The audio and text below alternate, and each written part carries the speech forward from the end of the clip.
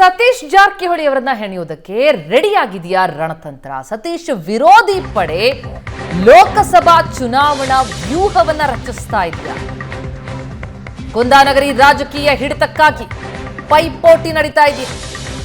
ಸತೀಶ್ ವಿರೋಧಿ ಪಡೆಯಿಂದ ಲೋಕಸಭಾ ಚುನಾವಣಾ ವ್ಯೂಹ, ಕುಂದಾನಗರಿಯ ರಾಜಕೀಯ ಹಿಡಿತಕ್ಕಾಗಿ ಭಾರಿ ಪೈಪೋಟಿನ.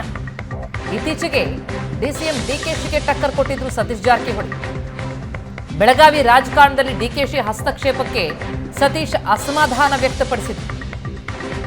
ಕುಂದಾನಗರಿಯಲ್ಲಿ ಜಾರಕಿಹೊಳಿ ವರ್ಸಸ್ ಹೆಬ್ಬಾಳ್ಕರ್ ಪ್ರತಿಷ್ಠೆಯ ಪಾಲಿಟಿಕ್ಸ್ ಜೋರಾಗಿದೆ. ಹಾಗಾದ್ರೆ ಸತೀಶ್ ಹೆಣೆಯೋದಕ್ಕೆ ಡಿಕೆ ಶಿವಕುಮಾರ್, ಹೆಬ್ಬಾಳ್ಕರ್, ಲಕ್ಷ್ಮಣ ಸವದಿ ತಂತ್ರಗಾರಿಕೆಯನ್ನು ಹಿಡಿದಿದ್ದಾರಾ? ಲೋಕಸಭಾ ಚುನಾವಣೆಗೆ ಸತೀಶ್ ಕಣಕ್ಕಿಳಿಸೋದಕ್ಕೆ ಡಿಕೆಶಿ ಮಾಸ್ಟರ್ ಪ್ಲಾನ್ ಮಾಡಿದಾರ? ಸತೀಶ್ ಜಾರಕಿಹೊಳಿಯನ್ನ ರಾಷ್ಟ್ರ ರಾಜಕಾರಣಕ್ಕೆ ಕಳುಹಿಸುವ ರಣತಂತ್ರ.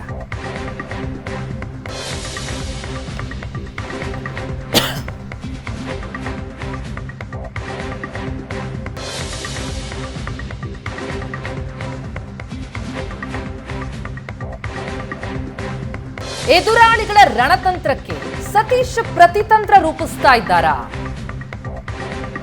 ಲೋಕಸಭಾ ಚುನಾವಣೆ ಸ್ಪರ್ಧೆಗೆ ಆಸಕ್ತಿ ತೋರ್ತಾ ಇಲ್ಲ ಸತೀಶ್ ಜಾರಕಿಹೊಳಿ. ತಮ್ಮ ಕುಟುಂಬಕ್ಕೂ ಕೂಡ ಟಿಕೆಟ್ ಕೇಳದೆ ಸೈಲೆಂಟ್ ಆಗಿದ್ದಾರೆ. ಎದುರಾಳಿಗಳ ರಣತಂತ್ರಕ್ಕೆ ಹಾಕಿದ್ರೆ ಪ್ರತಿತಂತ್ರ ರೂಪಿಸ್ತಾ ಇದ್ದಾರಾ ಸತೀಶ್? ಪದೇ ಪದೇ ದೆಹಲಿ ನಾಯಕರನ್ನ ಭೇಟಿಯಾಗ್ತಾ ಇದ್ದಾರೆ ಸತೀಶ್ ಜಾರಕಿಹೊಳಿ. ಬೆಳಗಾವಿ ಅಧಿವೇಶನದ ಬಳಿಕ ಕೂಡ ದೆಹಲಿಗೆ ಹೋಗಿ ಬಂದಿದ್ದಾರೆ ಸತೀಶ್. ಹಾಗಿದ್ರೆ ಈ ಬೆಳವಣಿಗೆ ಏನೇನು ಪರಿಣಾಮಗಳನ್ನ ಬೀರ್ತಾ ಇದೆ ಅನ್ನೋದ್ರ ಬಗ್ಗೆ ಡೀಟೇಲ್ ಆಗಿ ಮಾತನಾಡೋಣ. ನಮ್ಮ ರಿಪೋರ್ಟರ್ ಮಾರುತೇಶ್ ಈಗ ಸಂಪರ್ಕದಲ್ಲಿದ್ದಾರೆ. ಮಾರುತೇಶ್, ಏನಾಗ್ತಾ ಇದೆ? ಸತೀಶ್ ಜಾರಕಿಹೊಳಿ ಅವರನ್ನ ಹೆಣೆಯೋದಕ್ಕೆ ಒಂದು ದೊಡ್ಡ ರಣತಂತ್ರ ವ್ಯೂಹವನ್ನ ಹೆಣೆಯಲಾಗಿದೆ ಅನ್ನುವಂತಹ ಮಾಹಿತಿ. ಲೋಕಸಭಾ ಚುನಾವಣೆ ಕಣಕ್ಕೆ ಅವರನ್ನ ಇಳಿಸಬೇಕು ಅನ್ನುವಂತಹ ತಯಾರಿ ನಿಜಕ್ಕೂ ಯಾವ ಮಟ್ಟದಲ್ಲಿದೆ? ಸತೀಶ್ ಹೇಗೆ ಅದನ್ನ ಎದುರಿಸೋದಕ್ಕೆ ಸಿದ್ಧ ಆಗಿದ್ದಾರೆ ಈಗ ಅಂತ? ಪ್ರತಿಮಾ, ಬಹಳ ಪ್ರಮುಖವಾಗಿ ಬೆಳಗಾವಿಯ ರಾಜಕೀಯ ಮತ್ತೆ ಮುನ್ನೆಲೆಗೆ ಬಂದಿದೆ. ಒಂದು ಕಡೆ ಸತೀಶ್ ಜಾರಕಿಹೊಳಿ ಸಮಾನ ವಿರೋಧಿಗಳು ಲಕ್ಷ್ಮೀ ಹೆಬ್ಬಾಳ್ಕರ್ ಅವರಿಗೆ, ಲಕ್ಷ್ಮಣ್ ಸವದಿ ಅವರಿಗೆ ಮತ್ತು ಡಿಕೆ ಶಿವಕುಮಾರ್ ಅವರಿಗೆ. ಹೀಗಾಗಿ ಅವರನ್ನ ಹಣಿಬೇಕು ಅನ್ನುವಂತ ಒಂದು ಪ್ಲಾನ್ ಈಗ ರಚನೆ ಆಗ್ತಾ ಇದೆ. ಈ ಕಾರಣಕ್ಕಾಗಿಯೇ ಸತೀಶ್ ಜಾರಕಿಹೊಳಿ ಅವರನ್ನ ಲೋಕಸಭೆಗೆ ಸ್ಪರ್ಧೆ ಮಾಡಿಸ್ಬೇಕು ಅನ್ನುವಂತಹ ಒತ್ತಡದ ಹಿಂದೆ ಈ ಕಾರಣಗಳಿದೆ. ಒಂದ್ ವೇಳೆ ಸತೀಶ್ ಜಾರಕಿಹೊಳಿ ಗೆಲ್ಲಿಸ್ಕೊಂಡ್ ಬಂದ್ರೆ ಅವರು ಲೋಕಸಭೆಗೆ ಹೊರಟೋಗ್ತಾರೆ. ಇಲ್ಲಿ ಬೆಳಗಾವಿಯ ಹಿಡಿತವನ್ನ ಲಕ್ಷ್ಮೀ ಹೆಬ್ಬಾಳ್ಕರ್ ತೆಗೆದುಕೊಳ್ಬಹುದು ಅನ್ನುವಂತ ಪ್ಲಾನ್ ಒಂದು ಕಡೆ. ಇನ್ನೊಂದು ಕಡೆ ಡಿಸಿಎಂ ಡಿಕೆ ಶಿವಕುಮಾರ್ ಅವ್ರಿಗೂ ಕೂಡ ಸಮಾನ ಎದುರಾಳಿ ಸತೀಶ್ ಜಾರಕಿಹೊಳಿ. ಹಿಂದೆ ತಮ್ಮದೇ ಟೀಮ್ ಅನ್ನ ಕಟ್ಕೊಂಡು ದಸರಾ ನೆಪದಲ್ಲಿ ತಮ್ಮ ಶಕ್ತಿ ಪ್ರದರ್ಶನವನ್ನ ಮಾಡಿದ್ರು. ಅದು ದೊಡ್ಡ ಮಟ್ಟದ ವಿವಾದಕ್ಕೂ ಕೂಡ ಕಾರಣ ಆಗಿತ್ತು. ಇದರ ಜೊತೆಗೆ ಲೋಕಸಭಾ ಚುನಾವಣೆಗೂ ಮುನ್ನ ಡಿಸಿಎಂ ಗಳನ್ನ ಆಯ್ಕೆ ಮಾಡಬೇಕು ಅನ್ನುವಂತಹ ಒತ್ತಾಯಗಳು ಕೂಡ ಕೇಳಿ ಬರ್ತಾ ಇದೆ. ಅದರಲ್ಲಿ ಪ್ರಮುಖವಾಗಿ ನಿಲ್ಲುವಂತದ್ದು ಸತೀಶ್ ಜಾರಕಿಹೊಳಿ. ಹೀಗಾಗಿ ಡಿಸಿಎಂ ಆಗಿ ಸತೀಶ್ ಜಾರಕಿಹೊಳಿ ಅವರು ಏನಾದ್ರು ಆದ್ರೆ ನೀವು ಪೋಷಕರಾಗಲು ಕಾಯುತ್ತಿದ್ದೀರಾ? ಚಿಂತಿಸದಿರಿ. ಓಯಾಸಿಸ್ ಫರ್ಟಿಲಿಟಿ 90,000 ದಂಪತಿಗಳ ಜೀವನದಲ್ಲಿ ಸಂತೋಷವನ್ನು ತಂದಿದೆ. 7825893601ಗೆ ಕರೆ ಮಾಡಿ ಅತ್ಯದ್ಭುತ ರಿಯಾಯಿತಿ ಪಡೆಯಿರಿ ಹಾಗೂ ಎಲ್ಲರಿಗೂ ಗುಡ್ ನ್ಯೂಸ್ ಕೊಡಿ. ಡಿಕೆ ಶಿವಕುಮಾರ್ ಅವ್ರಿಗೂ ಕೂಡ ಅದೊಂದು ರೀತಿ ಥ್ರೆಟ್. ಹೀಗಾಗಿ ಅವರನ್ನ ಲೋಕಸಭಾ ಚುನಾವಣೆಗೆ ಕಳಿಸ್ಬೇಕು ಅನ್ನುವಂತಹ ತೀರ್ಮಾನಗಳು ಆಗ್ತಾ ಇದೆ. ಇದರ ನಡುವೆ ಪದೇ ಪದೇ ಸತೀಶ್ ಜಾರಕಿಹೊಳಿ ಅವರು ದೆಹಲಿಗೆ ಹೋಗಿ ಹೈಕಮಾಂಡ್ ನಾಯಕರನ್ನ ಭೇಟಿಯಾಗಿ ಬರ್ತಾ ಇದ್ದಾರೆ. ವಿಧಾನಸಭಾ ಅಧಿವೇಶನ ಮುಗಿದ ಮೇಲೆ ಒಂದ್ಸರಿ ಹೋಗಿದ್ರು. ಮೊನ್ನೆ ಕೂಡ ಮತ್ತೊಮ್ಮೆ ದೆಹಲಿಗೆ ಹೋಗಿ ಸುರ್ಜೇವಾಲಾ ಜೊತೆಗೆ ಮಾತುಕತೆ ಮಾಡಿ ಬಂದಿದ್ದಾರೆ. ಆದ್ರೆ ಸತೀಶ್ ಜಾರಕಿಹೊಳಿ ಅವರಿಗೆ ಲೋಕಸಭೆಯ ಸ್ಪರ್ಧೆ ಮಾಡುವಂತಹ ಯಾವುದೇ ಇಂಗಿತ ಕೂಡ ಇಲ್ಲ.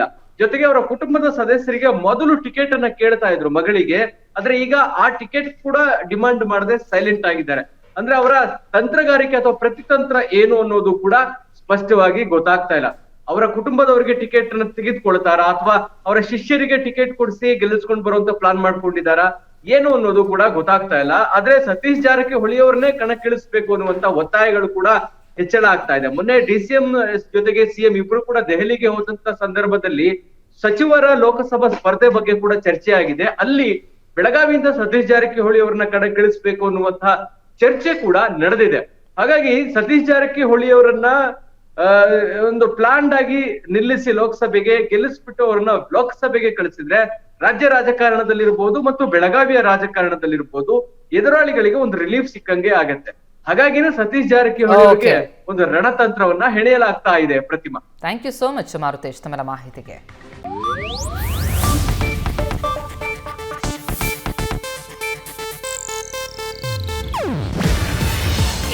ಏಷ್ಯಾನೆಟ್ ನ್ಯೂಸ್ ನೆಟ್ವರ್ಕ್ ಪ್ರಸ್ತುತಿ. ನೀವು ನೋಡ್ತಿದ್ದೀರಾ ಏಷ್ಯಾನೆಟ್ ಸುವರ್ಣ ನ್ಯೂಸ್.